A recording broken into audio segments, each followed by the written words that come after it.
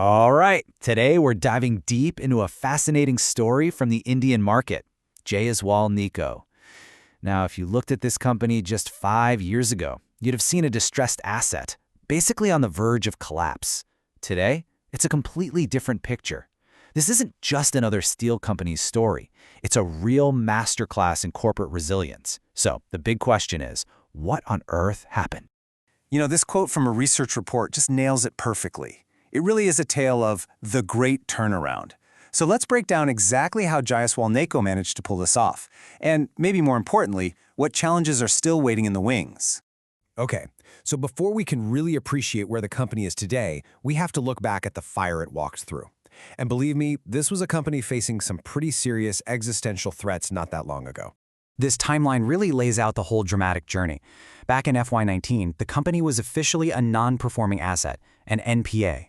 I mean, we're talking about being on life support, with debt just ballooning into thousands of crores.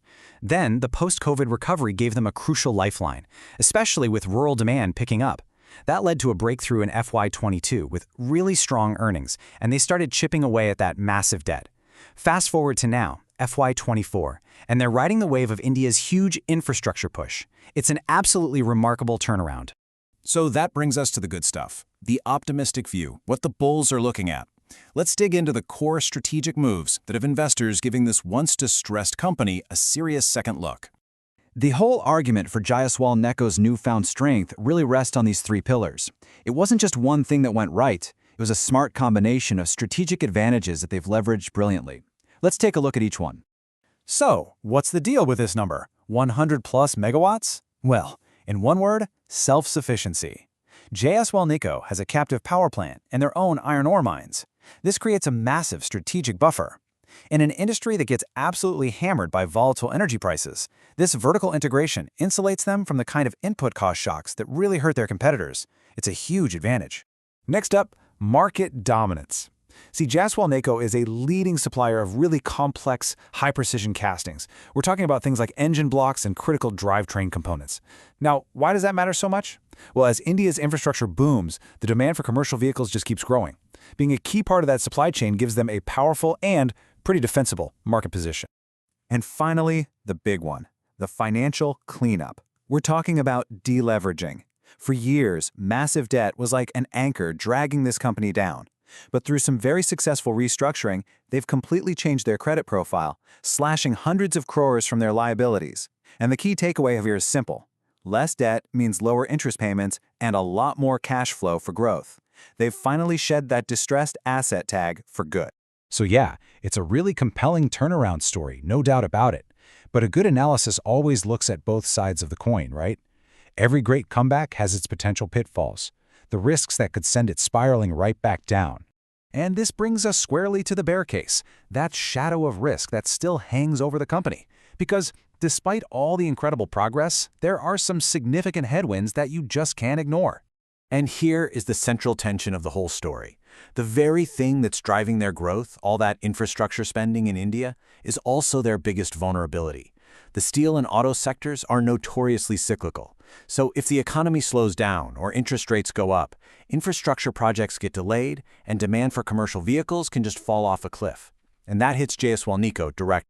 Another major risk is the cost of raw materials. Now, while their captive power plant is a big help, they are still exposed to global prices for things like coke and coal. A sudden spike in those costs can squeeze their EBITDA margins, even if they're running their operations perfectly. It's a constant threat that management has to navigate. And then you have to look down the road at the long-term structural threat. A huge part of their business is making these complex castings for internal combustion engines. But as the world, and India, shifts to electric vehicles, the demand for these specific parts is going to decline. It's inevitable. This isn't a risk for tomorrow or the next quarter, but it is a fundamental challenge to their entire long-term business model. So, what do we have? We've got a powerful bull case built on operational strength and deleveraging, and a pretty sobering bear case centered on cyclical and structural risks. So how do we make sense of this? What's the one thing you really need to be watching? Now, as always, let's be crystal clear. This is not financial advice. What we want to do here is give you an analytical lens, a sort of dashboard of key metrics to watch that will tell you which way this story is heading over the next year or so. And here it is. For the next 12 months, the Jayaswal Neco story really boils down to two key things. First, keep an eye on their quarterly debt reduction. Are they continuing to pay down that debt? It's the #1 sign of financial discipline. Second, look at their capacity utilization rates. Are their factories running at full steam? This is the clearest indicator of real demand and operational health. Honestly, those two numbers will tell you almost everything you need to know about which way the wind is blowing. So we end right where we began. This company has risen from the ashes, a true phoenix of steel. But the ultimate question is still out there. Can it keep soaring on the thermals of India's growth, or will the long shadow of its past debt and the cyclical nature of its industry pull it back down to earth? That's the story to watch.